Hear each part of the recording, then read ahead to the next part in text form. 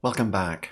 This is the second video in the All the Tools in the Timeline series. If you missed the first one that covers 17 uses for the selection tool, you can get it from the link above. Following on from the selection tool, the next tool on the timeline is the Select Forward tool. This tool selects all the clips on all unlocked tracks of the timeline that are present at the point where you click it, and all the clips further down the timeline. If you hold down the Shift when you click, you select the current clip and all the following clips on only the track that you click on. You can use the Select Forward tool to move all the clips down the timeline in order to create some space to include additional assets on the timeline.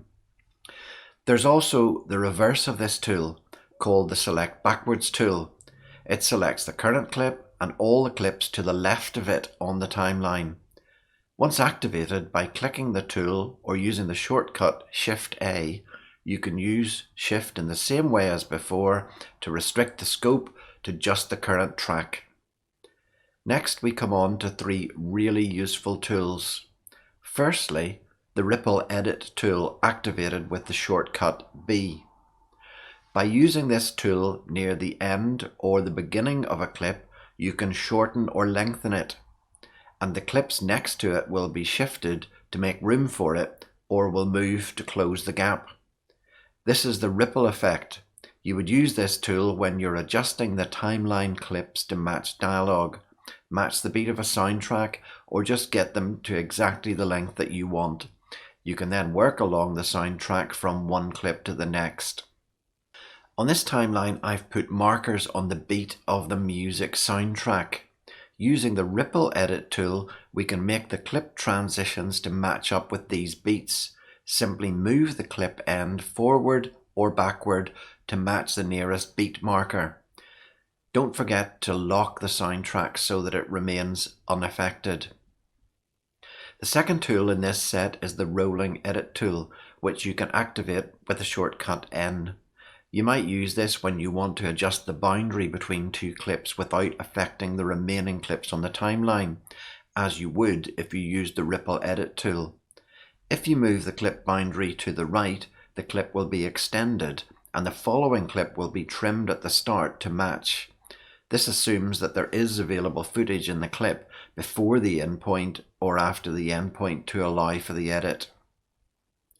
If there isn't enough additional footage to allow you to use the Rolling Edit tool, you can use the Rate Stretch tool to get the job done.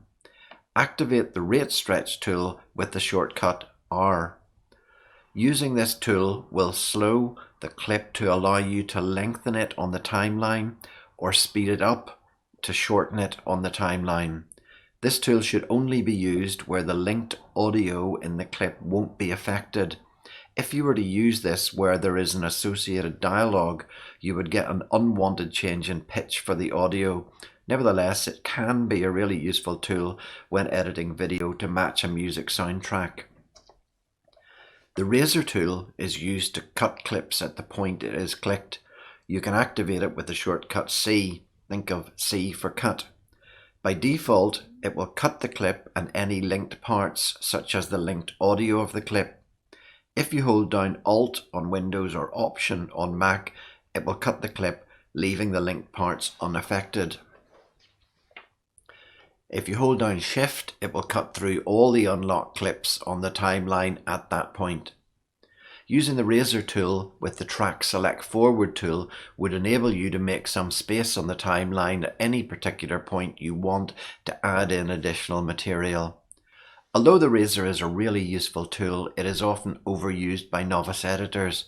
For example, you can cut a clip, delete one portion, and then move the next clip to close the gap.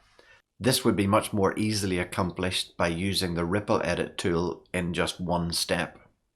Mastering these timeline tools can really speed up your editing. The final two tools we are going to look at in this video are the Slip tool and the Slide tool. You activate the Slip tool with the shortcut Y. If you want to adjust the timing of your clip without affecting the timeline, you can use the Slip tool. By dragging to the left, you make the in point and the out point a little later By dragging to the right, they would be made a little earlier. If you hold down Alt or Option when you use this tool, you will slip the clip without affecting the linked parts, such as the linked audio. If you do this, you will see little red flags showing by how much the video and audio have become out of sync. The slide tool is activated with the shortcut U. This leaves the clip unchanged but slides it earlier or later on the timeline, affecting the clips on either side. If you hold down Alt or Option, you can slide the clip without moving its linked audio, or you can slide the audio part without moving the linked video part. So I hope you found this overview of the second set of timeline tools useful. By mastering these, you can become a better and a faster editor. In the next video, we're going to look at the pen tool. If you want to catch that when it's posted, then subscribe and hit the bell. As always, if you found this useful, please give it a like. So if you have enjoyed this video and benefited from it, then please subscribe to my channel. Hit the bell and you'll be notified of the new videos as they're uploaded. I'm going to post a new video each week covering Premiere Pro, After Effects, Audition, Photoshop and Lightroom. So if you're interested in learning about these projects, then please subscribe to this channel and hit the bell and get a new video every week.